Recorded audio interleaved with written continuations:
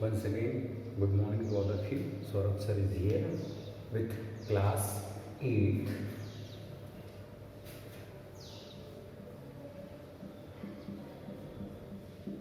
Subject Social Science, Chapter 2. हम इसके question answers कर चुके थे. Give a brief account of the battle of Buxar, ये हमारा लास्ट क्वेश्चन था जो हमने पिछले वेबिनार में किया. मैं आपको फिर से इसका थोड़ा सा बता देता हूँ कि हमें क्या लिखना है इसमें. Battle of Buxar for 22 October 1764. Battle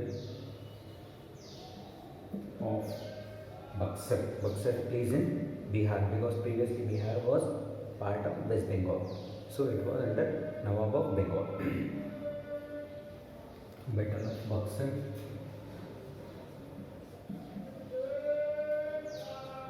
in Bihar fought on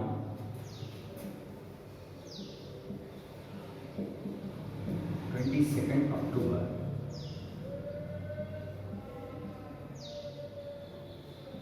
1764. 22nd October 1764 between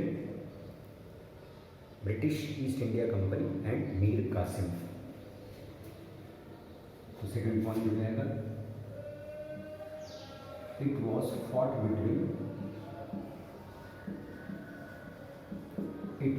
fought between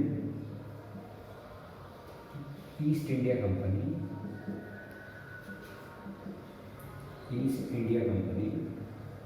and COMPANY company and Mir Qasim.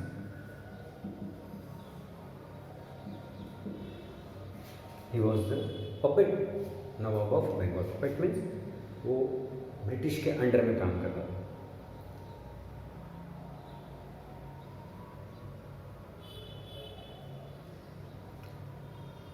The battle was fought at Buxar. The battle was fought in Buxar. The battle was fought at Buxar.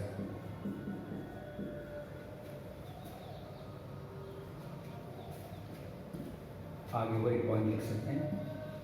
Buxar was small fortified area. Fourth point हो जाएगा, Buxar was small fortified. Buxar was small fortified town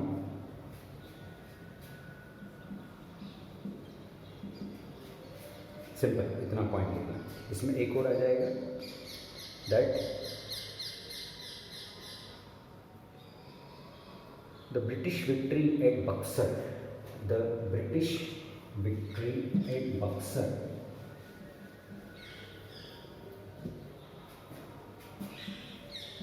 the British victory at Buxar. The British victory at Buxar had at one fell swoop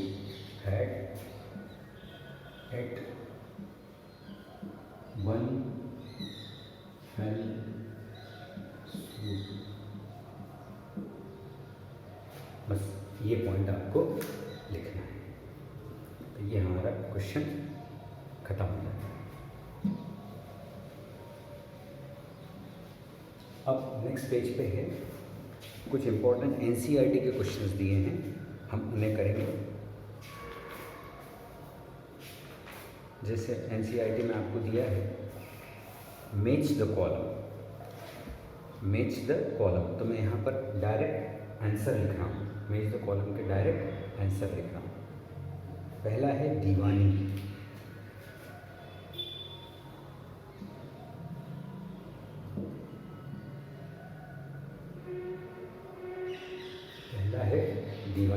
इसका answer होता है right to collect land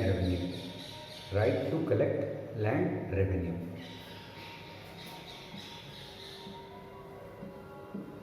tried to collect land revenue, मतलब आपको tax लेने की एक आपको permission मिली, that is right. After Diwani, second tiger of Mysore, tiger of Mysore. Who was Tiger of Mysore? So we know that Tiger of Mysore is Tipu Sultan. So your answer will be Tipu Sultan.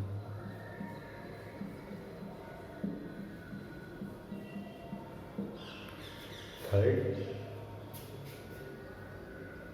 फौजदारी अदालत।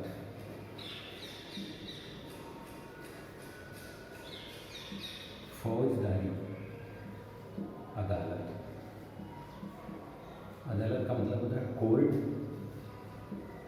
और फौजदारी का मतलब होता है civil, जिसको आप बोलते हो क्रिमिनल, क्राइम। क्राइम मतलब अपराध। तो जहाँ आपराधिक कोर्ट होगी तो वो कहलाएगी criminal court, CRIMINAL, criminal court. Criminal court का मतलब होता है आपराधिक अदालत।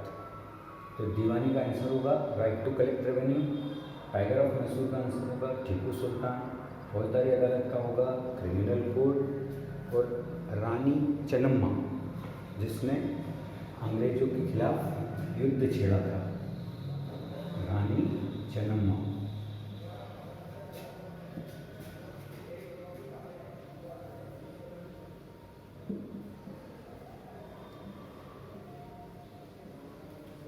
Okay, Rani Chennamma led an anti-British movement in Kittur, led an anti-British movement, anti-British मतलब ब्रिटिश के विरोध में, है ना, एक वो चालू करा था, ब्रिटिश के विरोध में चालू करा था। तो led an anti British movement in Kittur, Kittur जगह का नाम है किट्टूर।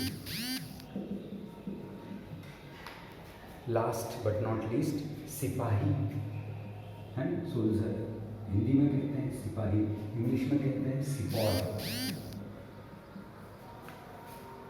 इंग्लिश में कहते हैं सिपॉय।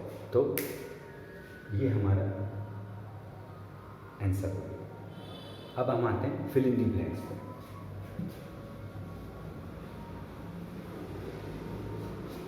पहला, the British conquest of Bengal begin with the British conquest Bengal begin with the battle of, तो फर्स्ट आंसर होगा battle of Plassey, battle of Plassey. Second answer, ये हम फिर भी ब्लैंक्स कर रहे हैं, बताए ना, after making the column. Second, page number 28, Hyder Ali and Tipu Sultan were the rulers, Hyder Ali and Tipu Sultan were the rulers of Mysore, ruler of Mysore. Dalhousie implemented, Dalhousie he was governor general, उसने क्या इम्प्लीमेंट करा था, doctrine of lapse. So Dalhousie implemented the doctrine of lapse, doctrine of lapse, LAPS, doctrine of lapse. Fourth, Maratha kingdom were located mainly in the central part of India, central part of India. So up to this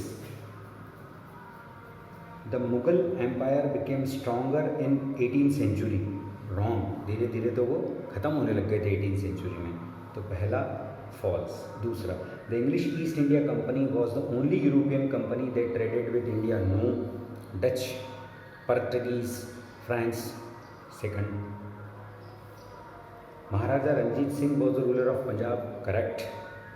The British did not introduce administrative changes in the territory they conquered. False. They changes. Okay. So the Mughal Empire became stronger in 18th century. Oh, sorry, it's true. True. The first true.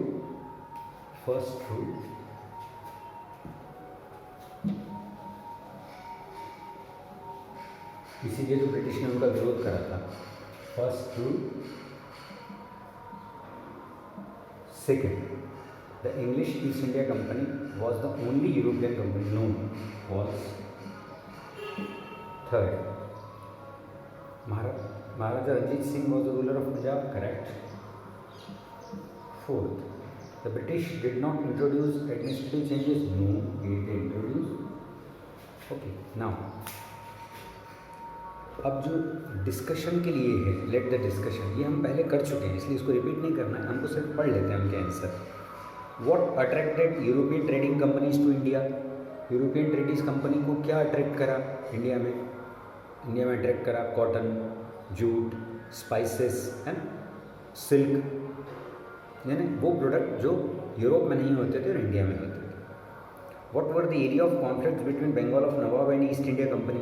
East India company और Bengal of नवाब के बीच में झगड़ा किस बात पे हुआ? इस बात पे हुआ कि Bengal of nawab did not want to give, नहीं देना चाहते थे, he did not want to give privilege, छूट, discount, but they wanted discount business, इसलिए झगड़ा हुआ. How did the assumption of diwani benefit East India company? Very easily, through diwani they have collected revenue, land revenue. Collect किसको करना चाहिए था? राजा को. Collect कौन कर रहा है? ब्रिटिशर्स. तो obviously they invested money. They explain system of subsidy alliance, हम कर चुके हैं. सब्सिडी अलायंस में a system in which any king, queen और nawab did not do any negotiation, could not do any treaty and has to maintain army, British army. पहले हम लिख चुके हैं, ये सब रिवाइज हो रहा है, हम सब रिवाइज कर रहे हैं. इन what way was the administrative of company different from Indian rulers?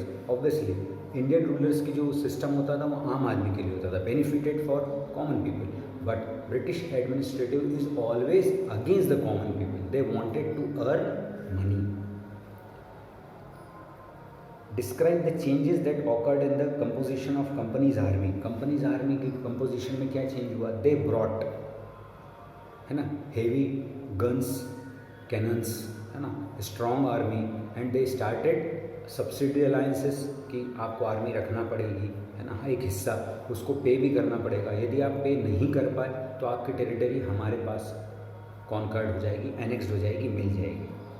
तो ये वही क्वेश्चंस हैं जो हमने पढ़ चुके हैं, पहले हम लिख चुके हैं. ये केवल NCERT कॉर्नर से उन्होंने लिया है. तो इस तरीके से हमारा ये वाला चैप्टर पूरा हो जाता है. इसमें अगर आप फर्स्ट देखें, कुछ बच्चे बोल रहे थे कि सर हमने ये वाला नहीं देख पाए इस चैप्टर का, सेकंड चैप्टर का ए और बी फर्स्ट. तो मैं आपको बता देता हूँ, बड़ा सिंपल है.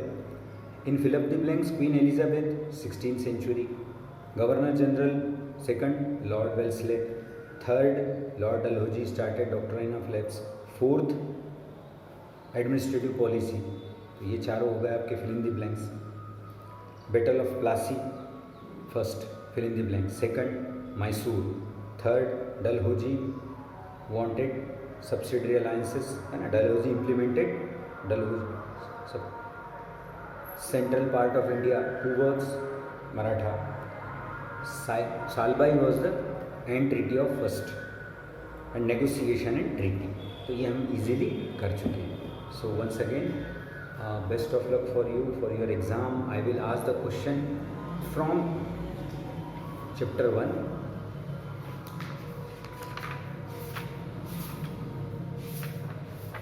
आपके जो भी बुक में दिए हैं इसी में से क्वेश्चंस पूछे जाएंगे, बुक में जो दिए हैं, है ना. जैसे who divided the Indian history, आप बोलेंगे sir James mill divided the Indian history into three part, British history, Hindu history, है ना, मुस्लिम हिस्ट्री, हिंदू हिस्ट्री.